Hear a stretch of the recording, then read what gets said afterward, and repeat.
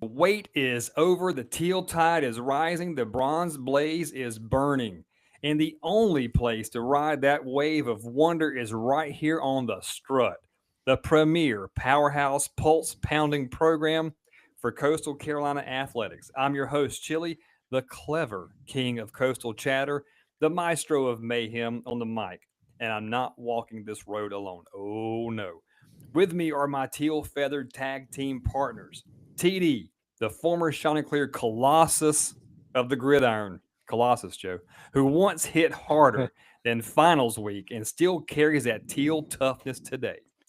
Info Joe, the legendary lyrical loudspeaker of Chanticleer Nation. His play by play voice would make a coin toss sound like a Super Bowl, and his stat sheet smarts will leave the Cavaliers more confused than their own offensive playbook. Speaking of Virginia, yeah, those Cavaliers, you know, the team that's got more moral victories than actual ones. These are all in good fun, guys. The squad that treats end zones like rare tourist attractions. Look, kids, it's the red zone. Take a picture. We might not see it. They call themselves Cavaliers, but when the Teal Thunder rolls in, they'll be waving their white flags faster than you can say wahoo. This season starts with a clash of feathers and foes, power and pride, Teal Thunder and Bronze Lightning against a program that's been rebuilding longer than a highway project in downtown Richmond. And as a nature boy Ric Flair once hollered, say it with me, guys, to be the man, you gotta beat the man. Woo! Well, Virginia, you ain't the man. You're just a warm up act. So buckle on those chin straps, crank up the engines, and let your rooster spirit soar because this is the Strut Podcast. Cavalier Connection is joining us tonight. We've got Jeff, Jack, and Jay. If you got any more J letters, guys, feel free to bring them on in too. The roast jokes, guys, were in good fun. We are really happy to have you with us because anytime we've got a guest that we have that joins us like this, be it radio, podcast, whatever, it brings something extra to the show for both your team and our team. We're looking forward to hanging out with you guys tomorrow night. But first off, Jeff, Jack, Jay, welcome to the Strut Podcast. This is your second time. Yeah. And I think you might be the first, Joe, TD, help me out with this. Y'all could be the first opponent we've had on twice. They are. They are.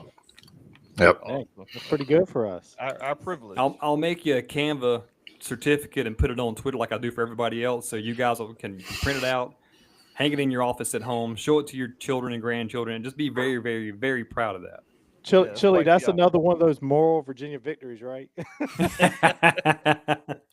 Well played, my friend. The Richmond Highway Project really hurt me, man. I know those highway projects, they take forever, man. That one hit me hard. I was in Richmond last year at a NASCAR race, and I love that town, but there were a lot of highway projects happening around Virginia Commonwealth. Yeah. Around where we're based out of in southeastern Virginia, it is brutal, to say the Pretty least. much Richmond to Hampton Roads right now is one project. Yeah. That's just almost like Myrtle Beach and Conway. You're down Highway 501. We'll go ahead and get the questions rolling, guys. Again, we're happy to have you. Any insight you can share with us as far as the season kickoff goes, all that good stuff. We're happy to hear it and you share it with us. I'll kick it off with the first question. And my question is, what are just the general expectations of Cavalier Nation headed into this season as we kick off this Saturday? I guess I'll start for us. We got asked this question yesterday by Luke Neer on the Charlottesville radio station, and from a fan perspective, I think there's a lot of pessimism right now. I think amongst the guys inside the program, there's a lot of high expectations, and I think as a podcast, we have pretty high expectations for the season, but. It's kind of turned into a show me program. There's a lot of guys that just, it doesn't matter how much we've invested this off season. And if you do, I'm sure you guys have done a little bit of research, they have invested a great deal of resources into making this a respectable program again. Yep. And, Saturday is kind of like the first chance to make a first impression. And it's a huge opportunity, and hopefully they don't blow it. But I'll go next. There's very high expectations from Virginia media, not national media, but Virginia media, from us. There's a lot of pessimism in fans, but there's a lot of optimism in fans too. You're kind of split down the middle. You have a lot of the fans who are used to the last couple of years. They've seen what Coach Elliott and his staff has done. They're not happy that they brought back the exact same staff. They're not happy that they brought back our offensive coordinator, and they're just thinking, oh, it's the same thing over and over. It's going to be bad. Then you have the other half who understands and knows how much Virginia has invested in this football program between the NIL packages and the transfer portal was unbelievable. And you start to see stuff coming together. And obviously, I think I speak for all three of us. All three of us are really optimistic. And if it's not this year, then when? And the schedule is one of the easiest ones that we've had in the Elliott era, really. And it's got to happen this season for him to have a nice season. Otherwise, that's your coaching staff. So I'm personally, and I think all three of us are very optimistic. Yeah, our schedule is ranked the easiest of all Power 4 schools. So it has to happen this year. But if you look at the national media, as Jack said, and in the ACC, we were picked 15th out of 17, correct? 15 out of 17. So if you're 14 or Coastal 15. Carolina and you look at that, you're like, oh, ain't bad. But I'm telling you, as a podcaster myself, I do believe we are definitely inside the top 8. Too much money was spent, too much talent they brought in, too many upgrades, too much depth to like Jack said, if the season falls apart, if we lose to you guys this Saturday, you want to talk about some panic. There's going to be some panic. And I don't count any. There's one game on our schedule I count as a guarantee, and that's William and Mary. Other than that, I don't take anything for granted. I get why the fans are pessimistic, and I'm not pessimistic on this, but at the same time, I've seen this story way too many times, so I don't take any games for granted, other than William and Mary. And for the record, they have beaten us. as has Richmond. Yeah. I think one question from our side is a similar question that we had, and it's the quarterback situation in the quarterback room. And doing research prior to this, I'm intrigued to listen and learn from you guys on Chandler Morris. I know he started out at TCU, got hurt there, got passed over, hit the portal, went to North Texas, was a gunslinger there. I mean, just torching people across the American, and it ultimately hit the portal, was now in UVA. There's a lot of high hopes. Historically, a Tony Elliott, a TE offense does not go heavily vertical, right? With Malachi Fields going to Notre Dame and then Tyler Neville, he also hit the portal. I was doing my research on y'all. This kid likes to get active and downfield, right? And so what's the feedback? What's the energy around Chandler Morris coming in and ultimately, hopefully elevating that receiving core again, losing your top 2 targets with some of the portal that y'all mentioned. Jack, you mentioned that. Y'all did a great job. Brand new facility. We did the same thing. What's the outlook right now on offense and in that quarterback room, especially?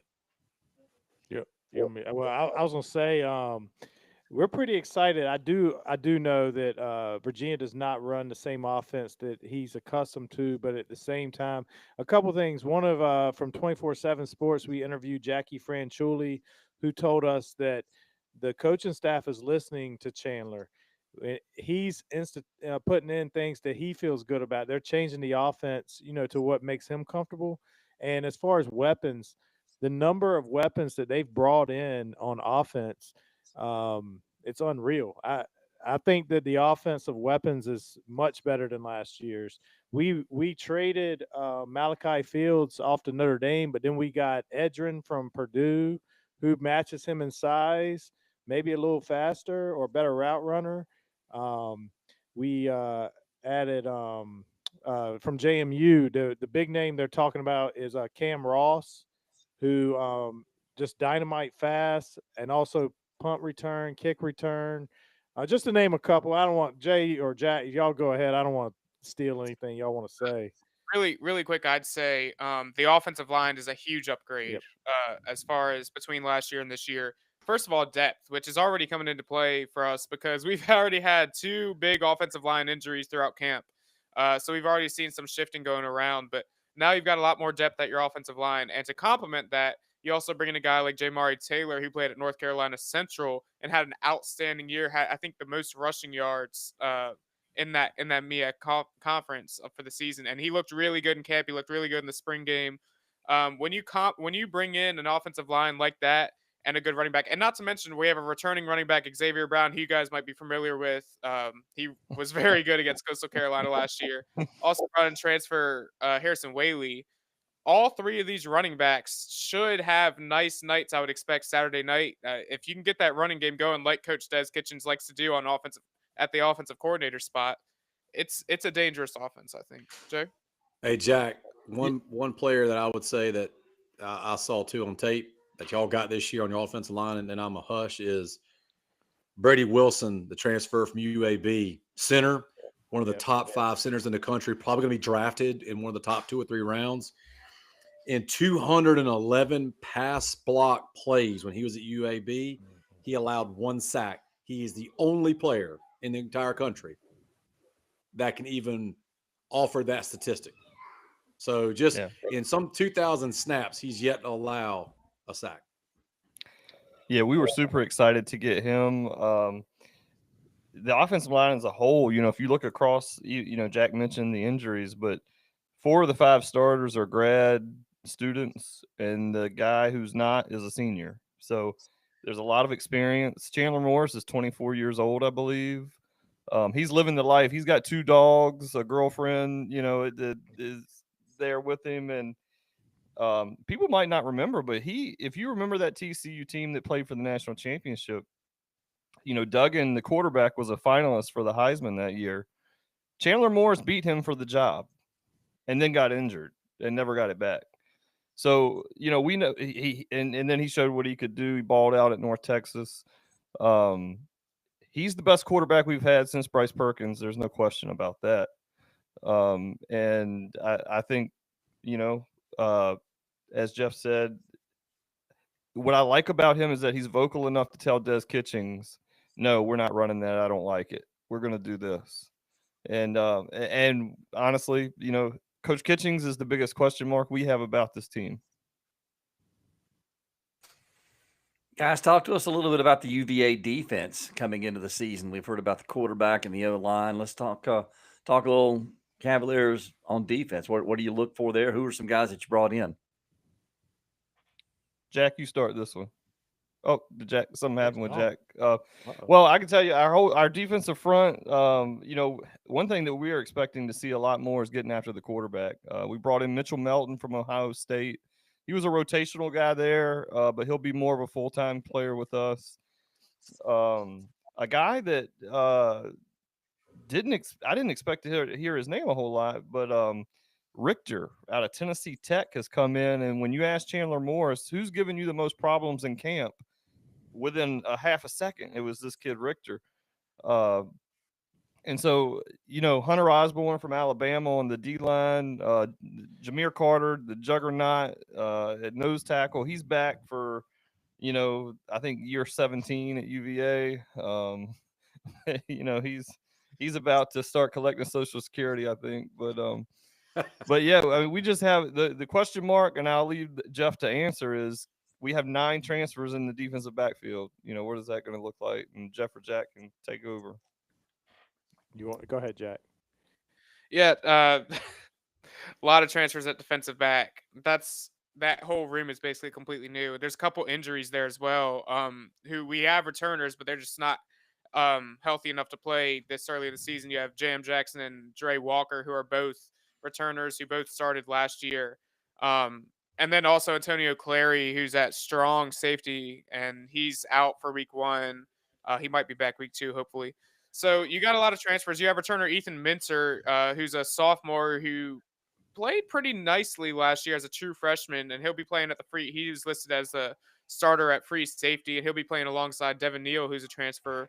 So it's going to be interesting. I was really surprised by the depth chart that came out yesterday about the starting 2 corners. It's not exactly who we thought. We thought Donovan Platt is our number 1 corner. Instead, it's going to be Emmanuel Carnley and I'm blanking here. I got to look at my notes, and it's also Jordan Robinson. So these are both transfers. And like Jay mentioned, the entire defensive back room is pretty much transfers, with the exception of the returners and that are hurt, like Clary, Dre Walker, and James Jackson. And then also you got Devin Neal there at safety. I'm excited for it. It's definitely the biggest question mark on the defense for sure, because they can be talented where they were, but you never know how they're going to be when they mesh together and come together as one unit playing for one. So.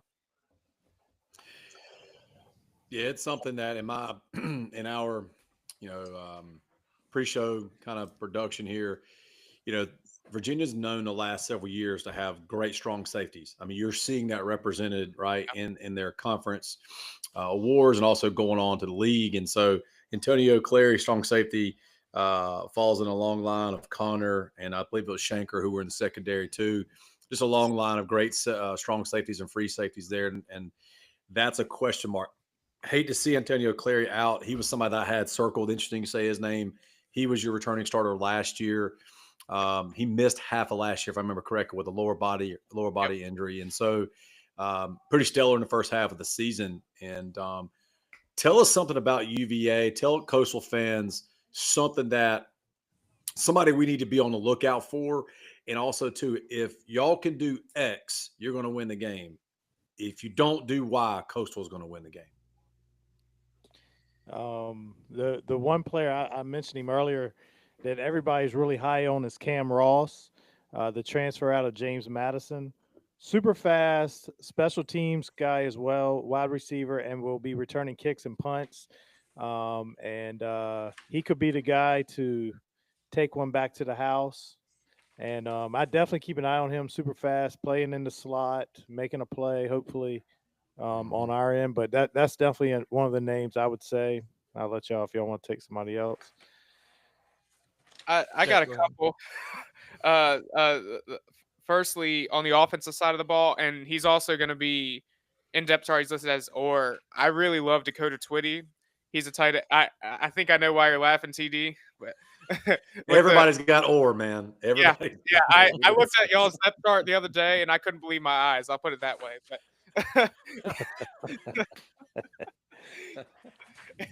But he'll be starting alongside Sage Enos at tight end. He's a receiver turned tight end. He got some reps at receiver last year. He's a true receiver, but really built up over the offseason with some of his weightlifting. Still has his speed. I think he's going to be a very dangerous monster at tight end. Very mismatch prone. And one other name I'll mention is Mitchell Melton. He's a bandit for UVA. He came out of Ohio State, and he got some reps there. He'll be coming after the quarterback. If UVA establishes the run game, to answer the other question, I think they will win this football game 100%. If they don't establish the run game early and Coastal makes them go 3 and out, say 2 drives in a row, we're going to be in trouble. So I'll throw out a name and this isn't one that I would come up with on my own, but we had on the Ball Hawk last night, and he does color commentary on the radio for Virginia. And he threw out Eli Wood as a guy who's just constantly making plays in practice. He's ending up in the end zone if you watch highlights. So he's not a guy who's going to flash. When you watch him, he's not a guy who's just going to pop off the screen at you. But he's just like a kind of like a Wes Welker type. Just makes plays, and you look up at the end of the game and he's 7 for 80 with a touchdown or something. As far as how Coastal wins the game, I honestly, I look at this game and I would say Virginia, if they turn the ball over 3 times or more, then we are potentially in trouble there. And, honestly, with you guys, it's amazing in this college atmosphere. We have 52 new players on the roster, 54 new players on the roster, and you guys have more than we do. So it's like, I don't know what I don't know, and I don't know what to expect from you guys, new coordinators. So I almost feel like I think we're going to be the more athletically gifted team, the stronger team, the more physical team, probably the little faster team. So if we can avoid turnovers and penalties, I think we'll win the game. Jay, it's funny you said all that because my next question was going to be, based on what you know about us, what's something about Coastal's team, Jay, Jack, and Jeff, what's something about us that kind of concerns you? In the past, it was easy for our guests to come on and go, Grayson McCall or something like that, but we can't even do that this year. So I guess what you were saying, Jay, lends itself to my question, even though you kind of undid my question, but I'm going to ask it anyway. So, what's something about us that kind of concerns you guys coming into Saturday? I'll start. I got to be honest because I did a lot of research between the last couple days, trying to get our preview article out, and very similar to what Jay says. I don't know what to expect. It's not in a disrespectful manner. It's just I think I read 30 new transfers that came in, 49 left, if that number's correct. And quarterback, I know you 60 guys. transfers, won't it? Was it 60 transfers? 60 new players in the 60 program. new players. Well, new Okay. players, yeah. Got you. I know y'all's starting quarterback went down in camp a few weeks ago or however long ago that was, and I know the depth chart has it listed as or for 4 different quarterbacks. So I'm my best guess was leaning towards the Maryland transfer to come in and start for you guys. I don't know that for sure. Obviously, that's my best guess. But Good guess. but I really don't know what to expect. I looked at where some of these transfers are coming from. There's some nice school names in there, but I think the biggest thing for Virginia is to not beat themselves and to play without committing penalties, without committing turnovers. It's not the greatest answer. I just don't know too much about all the players that came in. So, Well, I think that is the concern is that, you can throw the kitchen sink at us as week one. We're looking at tape from past stops for these coordinators, and we have our entire staff back. So you guys kind of know exactly what we want to do. And I don't think we're going to be able to run the football like we did last year against you guys, but simply because, our performance against you guys was our best performance of the year. And, that probably goes without saying when you look at the stats from that game and the score. You could play that game, probably 100 times, and I don't know that we would be able to pound the rock like we did again.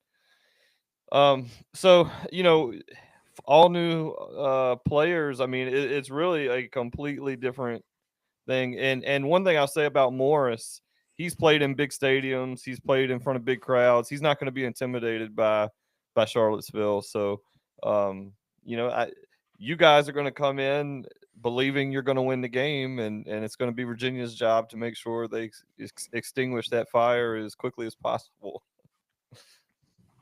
Yeah, I don't have anything to add. I have no clue. That's why we're bringing you guys on tomorrow night so you can tell us what to expect from Coastal Carolina. Well, it's going to be 2 nights of two nights of we're just all throwing our hands up in the air because nobody knows what to expect on either side. New players, new coaches, the whole schmear, the whole thing is kind of crazy for a season opener. But you guys make some great points before I, ask my final question. I mean, physicality was the number one thing in last year's game. I mean, Coastal got dominated up front on both sides. 2 early turnovers killed Coastal. Opening kickoff fumble and the pick early, 17-3, and we just never could get out from behind that. Get out from behind that deficit. So, a lot of publications I've read this year coming into this thing is, this is make or break for Tony Elliott. I mean, year 4, make or break for him. What do you guys think? What are the benchmarks? What has to happen this year for Virginia to consider this a successful season and continue the Tony Elliott era? Who wants to go? Jay, you want to go? Sure. So, I mean, he's got 11 wins in 3 years. So,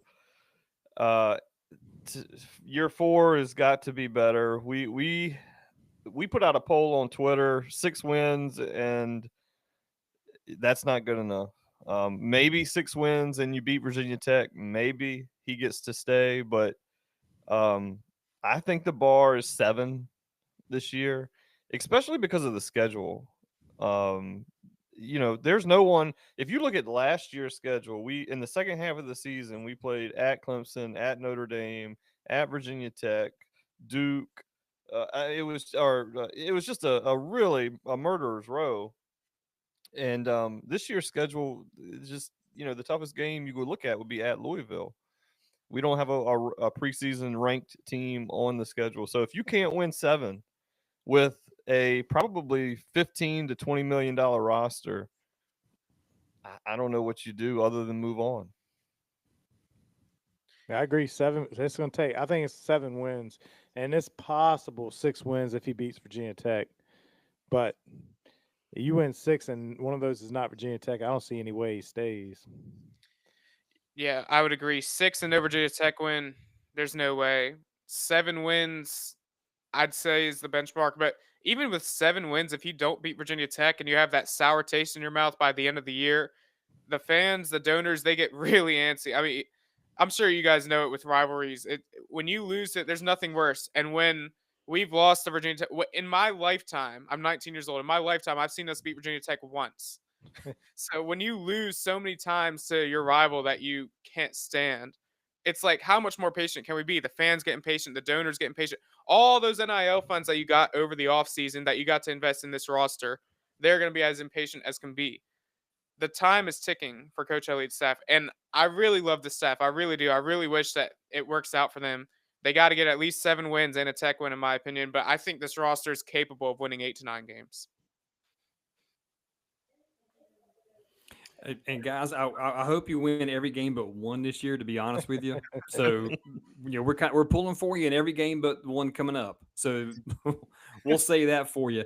Now, listen, this is only part 1 of Virginia Coastal Talk, because part 2 is going to happen tomorrow night on the Cavalier Connection when the Strut shows up over there. So, guys, thanks for stopping by the Strut again for the 2nd year in a row. And we will see you guys tomorrow night. Strut Nation, join us on the Cavalier Connection tomorrow night when we talk more Coastal versus UVA with the amazing Jack, Jeff, and Jay. Guys, once again, thanks for stopping by. We appreciate your time, and we will see you tomorrow night. Yep. Thank you for having us. Thanks so Thank you for much. having We us. We'll appreciate have to it. come up with our own ChatGPT intro for you guys tomorrow night. I'll be happy to write one for you. I've got some roast jokes ready when we show up tomorrow night over there. So we're gonna get roasted. I do believe. Y'all have a good one. Thank you, Thanks, guys. guys. Thank y'all. Appreciate it. So one of our newer segments we're going to be trying out tonight, TD and Joe, we're going to talk about what's one thing. That's the name of the segment, because I just couldn't think of a better name for the segment, Joe and TD. And we're going to look at what is one thing that we're looking for from Coastal. And maybe we can carry this over tomorrow night too, guys, and kind of talk about it on their podcast. Is what's one thing we're looking for that's going to make us successful in the game Saturday? We'll go TD first. I'll go second. Joe, you go third. TD, what's one thing you're looking for out of the game on Saturday night?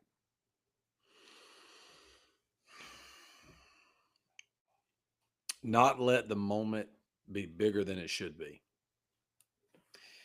Don't try to get outside the framework of what the coaches have coached you on for the last 4 weeks. It's kind of an ambiguous, generalized coach talk type thing. But in that first game, everybody's trying to fight for that positioning on the field. They're trying to fight for their school. They're trying to fight for their team and their locker room and their sideline. And the why, right? They're fighting for the why. Why did I hit the portal? Why did I choose Coastal? Why did I sign with Coastal?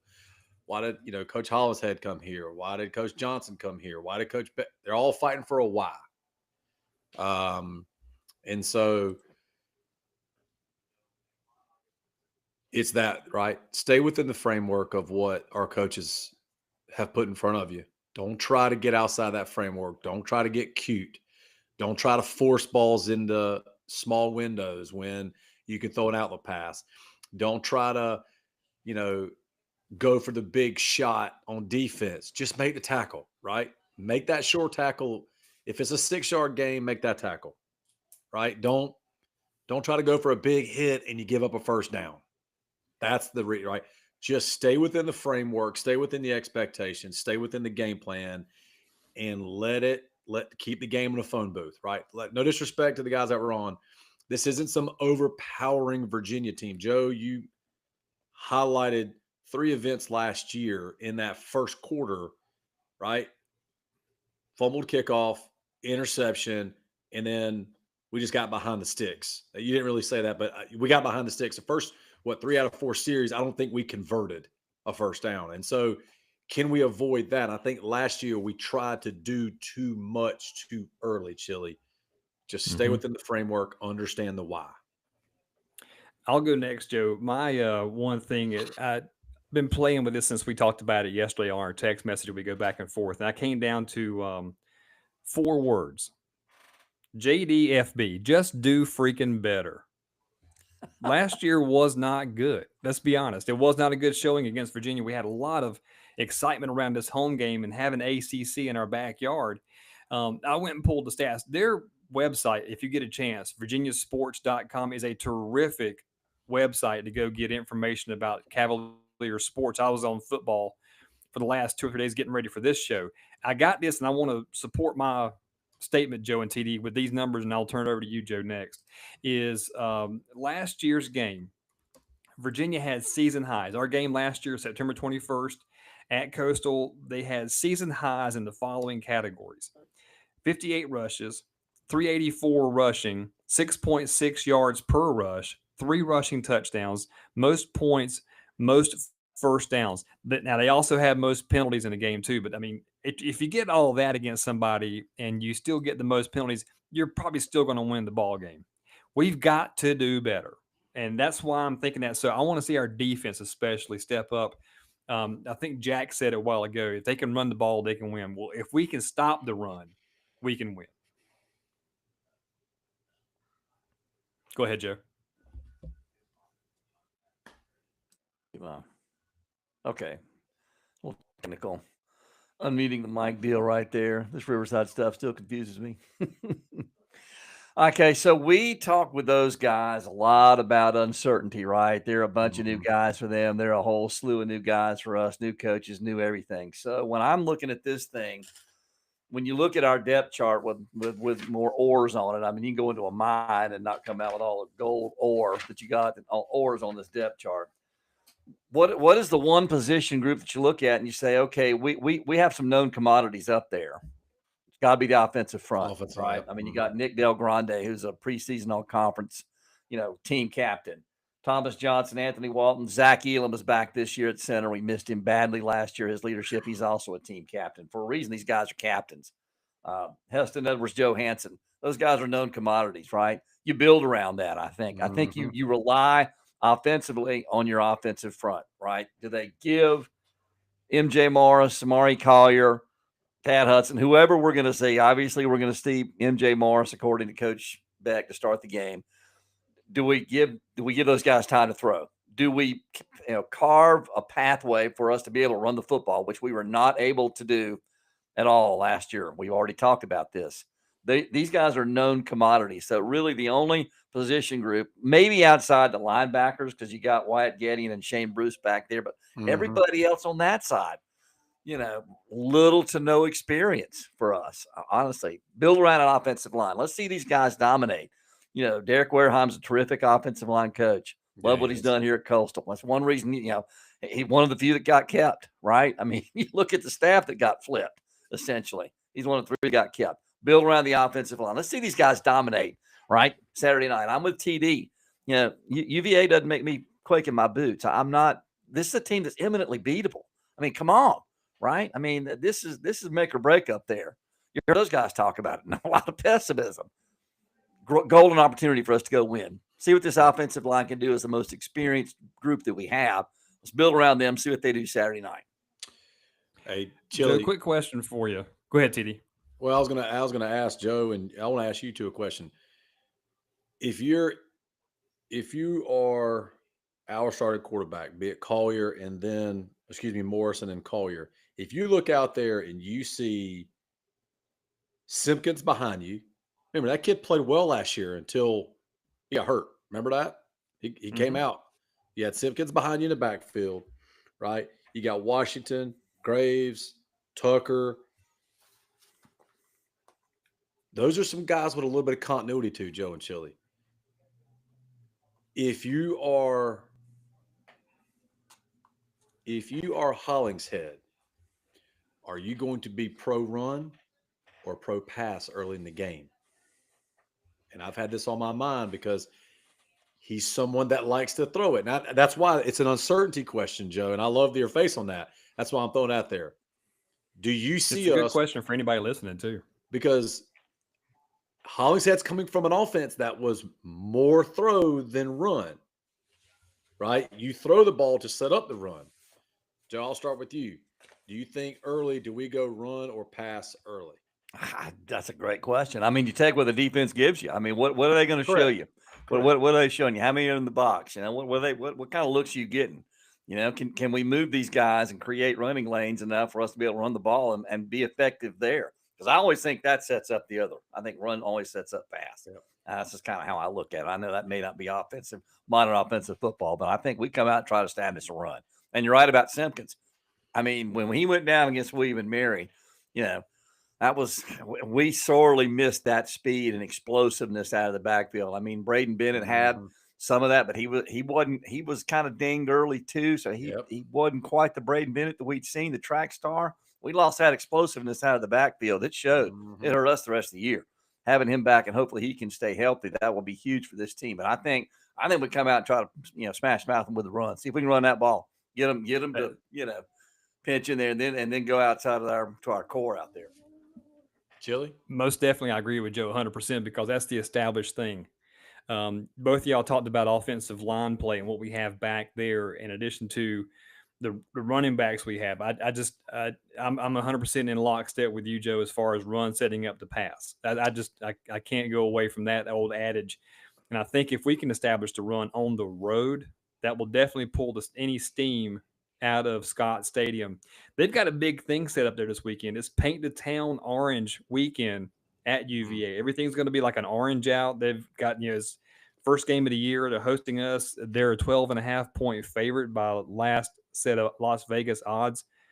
The guys were pessimistic a while ago, and I get that. But at the same time, they handled us pretty well here last year. And now we're going to their place with a lot of unknowns, so to speak, on our team, all those transfers and new coaches and whatnot. Maybe they're saying it's going to take us a while to gel. So if anything that can calm the nerves and I guess get some continuity going, it would definitely have to be the run game, right? I would offer this to you to consider. I think we're going to have a little bit of run. I think we're going to see more screens early on to try to take some of that aggressiveness that UVA is going to try to come with. I could be crazy, but I could see us slipping some guys out the backfield, some dumps, some slip screens, some over the center screen. You talk about that offensive line, Joe.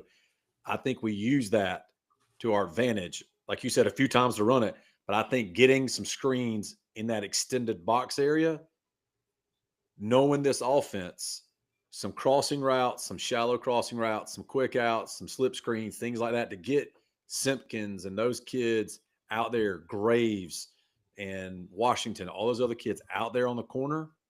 To your point, remember Hollingshead comes from that offensive mindset where a 5-yard pass is as good as a 5-yard run, except you just made the guy run further on the 5-yard pass, right? He's having to run more lateral. So again, not to contradict y'all, but I think it's interesting because we're 3 fans, and as we advance the show a little more here, that uncertainty. What do we start with?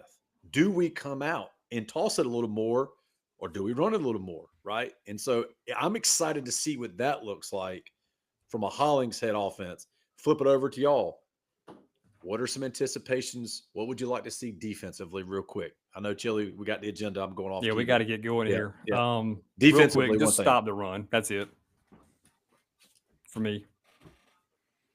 Yeah, same here. I mean, our percentage of rushing yards allowed went up alarmingly from 23 to 24. Got to be able to stop the run. So I'll tell you one thing we don't want to stop is doing these picks on this show, Joe and TD, because it's time, Joe. Break out your octopus. You're the 2-time Tegan Brown octopus winner. Joe, did I catch you off guard by asking you to get the octopus? Oh no, he right here. He's got his Bucky's hat on, and he's. And before we jump into that, I'm the 2-time champ. You see that right there? He talks now. That's I'm the great. champion. You got to beat the man to be the man to beat the man, right? We began the show with that. Thanks, Joe. Yeah, I wonder where that came from. So I'm gonna do a quick rundown of what's happening starting Thursday. We got a Thursday game, a Friday game, and then we got a lot. That's why I wanted to get to this. We have a lot of Sun Belt Conference action happening this Saturday. So I'll do them real quick. Just like last season, we'll go through and I even included the nicknames, Joe. So we'll go through this real quick and talk about it. Happening Thursday, St. Francis goes to Monroe. That's Voodoo Stew? I almost forgot that one, Voodoo guys. stew. St. Francis travels to Voodoo Stew. Crap Stank is at Charlotte Friday night. Saturday's slate includes Mississippi State at Seymour DeCampus, TD, your favorite. Joe, the Dominion of Old versus, at the Fighting Signetis in Indiana. Marshall travels to Georgia. The Good Guys at Virginia.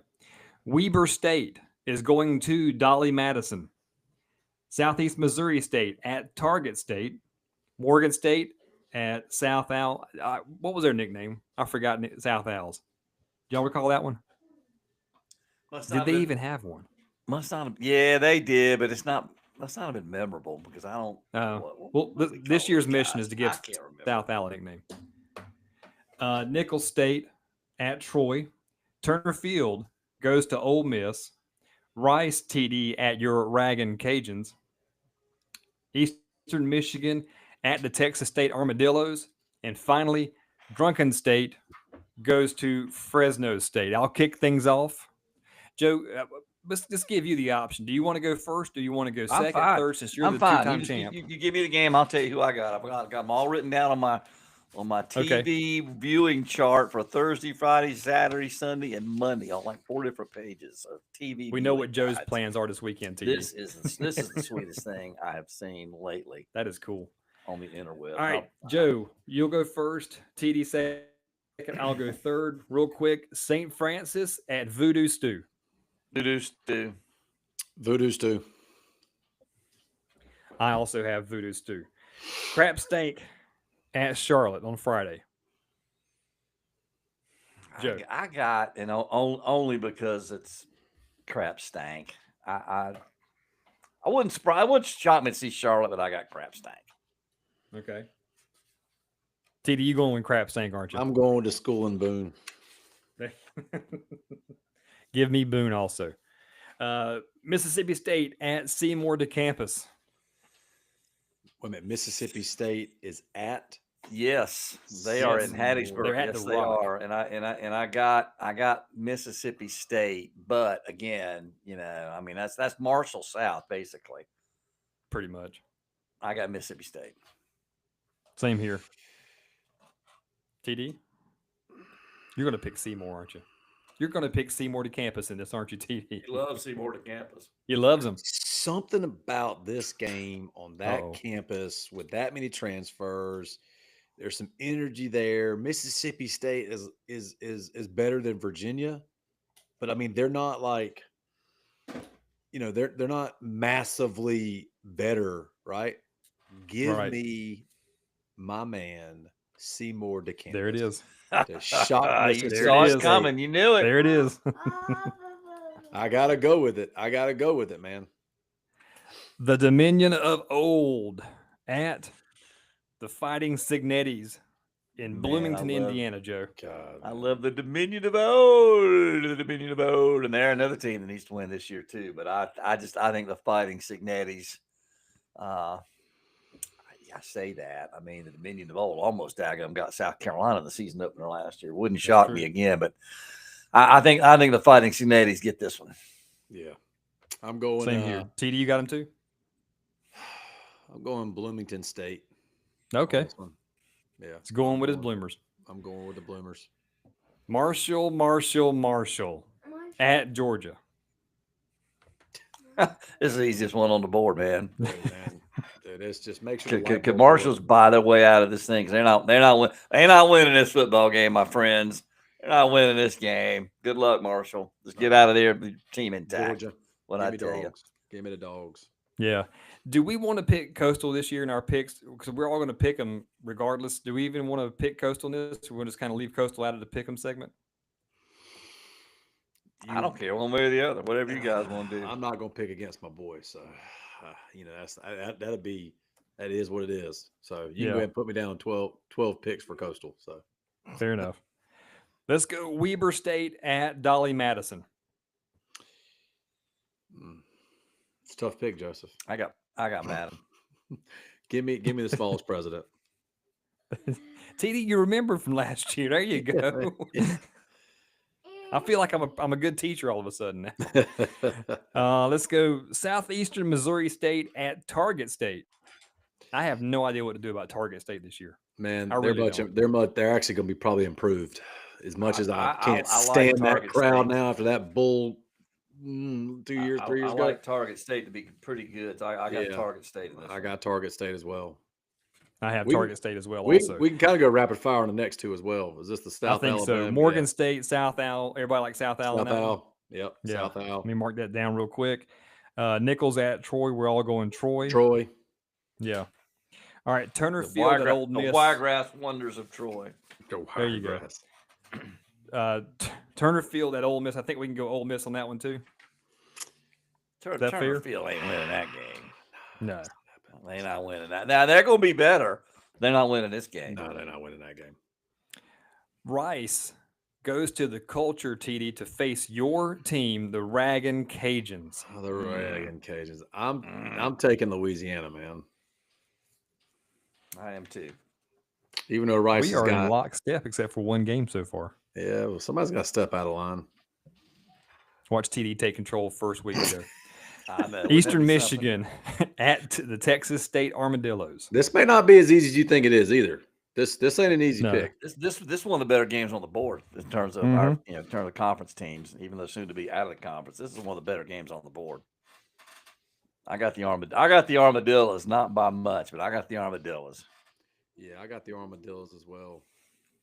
I got the Armadillos for me too. Last game on the board. Drunken State travels all the way out to California to face the Bulldogs out in the valley in Fresno. There's an I'm interesting give me dynamic some here, man. queso with my queso on this one. I'm taking some queso and queso, and this is the first. They're 2 weeks out in California because next week they got Southern Cal. Yeah, they're doing a stayover. I think if Yeah. I read that right, they're staying over. They're playing this game and then they're staying over. But here's the interesting thing. Did you know that Fresno State has already played a game? They played this past weekend, right? They did. They lost. Who'd they play? I forgot. They played and lost to Kansas 31 That's right. to Yeah, 7. Kansas blew them out. So I think Kansas is going to be much improved, not because they beat Yeah, Fresno Kansas State, is but I good. think Kansas is going to be much improved. Interesting enough, the matchup predictor is split 51-48, almost basically 51-49. I'm gonna be honest with you. I may hate this pick, but I may go Georgia Southern. Give me Georgia Southern. I put a little asterisk there that I hesitated because I thought about Fresno just because they've got a game under their belt and they're at home. But that's What's an answer's gonna do? It's, just an it's not going to asterisk get you a W if you pick it wrong. Yeah. y'all got Georgia Southern. Both y'all got Georgia No. Southern. Hey, Yes. no. Let me say this. Let I do. me say mine real quick. I am going Fresno State on this one. See, I'm telling you, man. There's something This sneaky is where I about this always game, mess man. up, by the way. No, I'll Jim, be a I game like. behind Joe all season because of this one pick. Wait and see. Yeah, but here's the Man, thing, mark though, this man. down. Remember this moment. When I wrote it down on the show sheet, Joe. I got the date 8/27. See it? So I've got it already historically recorded, TD, that I went against Joe on Drunken State Queso against Fresno State. So that's going to be one when we're going to little stay up Gus late the on Saturday. I'll Octopus be gets to texting stay y'all here late. for another year, it's going to be because of tonight. My little You know Gus the you know what? Octopus. You know what's interesting is in the and now in the new ESPN app, because I just use it kind of to track the games. They now actually have, you know how when you pick the bowl pick 'em, you know how you get it gives you the total percentage of Right. like the probability, the FPI, but then it also gives you it never gave you like how many people have bet on it. Now it gives you who will win the matchup, and it actually gives you a pick. And right now, 90% are laying their money on Fresno State to win that game. Joe, you hear that? I heard it. Good. 90%, Joe. That's So fine. I'm still gonna go. Chili Georgia Nation Southern. is That's rolling with fine. Fresno State. That's all right. I'm gonna go. I'm gonna Don't go Southern. forget. Staying with Southern? I'm gonna stay with Southern. I'm gonna stay with Southern. All right, cool. Don't forget joining the Strut podcast on our college pick'em. It's going to be a week in, week out kind of thing. So, guys, y'all can go in and join, and you can pick. It doesn't pick just Sunbelt. It's games across the college landscape, and it will be updated weekly. So we'll have a running count to see who's doing well in that. We've already got guys from the College Huddle joined in, fellas, and they're using their podcast name as promotion to help their podcast out. I hope they don't beat us in it. That'd be a bad look, especially UVA guys. But anyway, don't forget there's a link shared out on our X and my Facebook page and the Strut Facebook page where you can hit the link, enter your pick set name, and join our college pick'em that's going to last throughout the whole season, leading into my eventual victory, Joe and TD, in the college pick'em and bowl pick'em this year. Bold statement. TD's nodding his head in disagreement. I see that. Last thing, and we'll sign off. Just recently announced, Coastal has made a schedule change to open the season next season at West Virginia. I saw something really cool on X, Joe and TD. They're calling it the Dirty Myrtle Bowl. That's like the best name I can think of for it. I love that name. So I don't know what the trophy would look like, but Dirty Myrtle Bowl 2, because we played in 2008. TD, were you at Coastal in 08 when they went to West Virginia? It'd have a couple Chanticleer Bud Lights in a. That was a 2010 season though. 2010 season. Yeah. 2010. Sorry, 2010 season. 2010. Yeah. Josh Yeah. Norman was in that game. He actually had a pretty daggone good game. The rest of the team, we struggled a bit, but we lost 30-0. 31. 31, Ra had an yeah. interception that game too. Ra did have an Dominic interception early. Davenport. Yep. And Yeah, he a did. pick early. I was downrange. That was one of the seasons I missed the first 8 games. I was in Afghanistan much of that year. Came back just in time. I for remember that playoff year. run, but Mm-hmm. so real quick, I think we all ought to also talk about the fact that we're moving some opponents around. Correct. TD, and you kind of That's what I wanted Yes. to. very fast. Just Go tell ahead, us a little TD. bit about that. quick. Yeah, real quick. Let me pull that up real quick. Thank you. If y'all will grant me 2 seconds here. I was Joe, trying when to pull it TD up. gets all done, if you want to give everybody the update on how to catch the broadcast, and I've after got TD's that done, written you can down do the right here too, broadcast, and Chili. then I Here we go. appreciate you. Yep, got it right here. we'll So call it a night after that. Yep. So got a directly source. I know that Teal Troubadours also popped this out there just right here a couple hours ago, but they removed Temple from this year's, moved Delaware back to year 3. I asked specifically, will the Liberty, week 3, will the Liberty series continue? First of all, will it start? Because it's been shifted back, and that's something our fans want to go. That was a priority, hence the reason the Temple game was dropped and the Delaware game was moved to week 3, so we can maintain the fact that we're going to play East Carolina, I think 4 times, and we're going to play Liberty 4 times. We're adding West Virginia. There is still talk potentially of a West Virginia coming to Coastal. I think some things have to happen there most likely, but this was facilitated because of the Alabama dropping West Virginia game, and then some other dominoes fell. Be on the lookout, from my understanding too, be on the lookout for some other additional future games potentially around Coastal, the Sun Belt in general.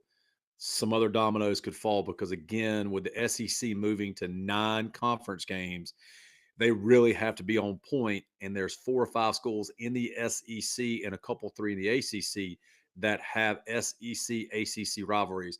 Hence, Florida State, South Carolina, Clemson. And so knowing that, that's something that has to be kept in mind. And so with that being said, just some other dominoes may fall with some other opportunities to see some other schools.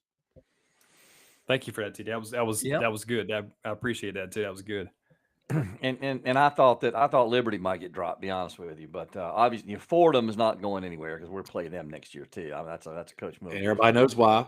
Like, hey, that's Coach Moglia's alma mater. So yeah, that's the Moglia Bowl. So we got West Virginia. You got obviously Liberty, Delaware, Fordham. So those are your 4 non-cons for next year. So, and then you got East Carolina that's skips a year, right? Don't we we skip got a to year? get into it. I can't think of it off the top of my head. But What all it is, but the anyway, BYU game's still floating out there too. BYU game's still floating out there. You never know. In 2030 something, I think. Last I saw, but Yeah. who knows if we'll even play that. But anyway, Just a couple of things here. The radio information for Saturday radio broadcast, Shockler Sports Network, will be on the air from Charlottesville at 4 o'clock for a 6 p.m. kickoff. Now, this year, you're going to got to jump through a couple of hoops to try to figure this one out. This will be on Rock 107, iHeartRadio in Myrtle Beach. So Rock 107 will have the over-the-air broadcast. You will not be able, unfortunately, you won't be able to pull the app up through the CCU Sports app because iHeart doesn't, they're I don't know. You have to ask them. They don't want any clicks coming through the app. So it's that's a great partnership there. It's so stupid. But anyway, you can find it online if you Google it up and figure it out. If you want to listen to it online, you have to do it that way. Just go to their website. You won't be able to get it through the app, which it's Coastal to having control of that. But anyway, 6 o'clock, you can hear Chris Bergen, Lane Harris, Joe Katz, the whole crew. They'll be on the air. It should be a great broadcast. Looking forward to listening to them again. So you said 107.1, Joe? Rock 107, iHeart, just iHeart Myrtle Beach, find Rock 107, and that's where they'll be. So again, you won't be able to pull up through the CCU app, which is just insane. But anyway, I don't make those decisions. I just pass them along. Joe, question from a fan as we were broadcasting just a second ago. What flavor milkshake was that you were enjoying during our show tonight? Somebody just sent me a text and wants to know where it came from and what flavor it was. That was a total vanilla from Sonic. My wife's birthday is today, by the way, so she celebrated. Happy birthday, Mrs. Info. So she went out and on her birthday, she went out and brought me ice cream. Vanilla from Sonic is what that was. So I appreciate someone paying attention and asking. That was actually Big Jack. You know him. I know Big Jack. Big Joe. Yeah. Last thing, get well soon. Diamond Dallas Page, Coastal alum. He's in the hospital recovering from a heart procedure. I saw it on X, so I thought I'll retweet it. Maybe we can get him on the show one day. All right, guys, let's get his shots up, and we'll call it a show. Shots up.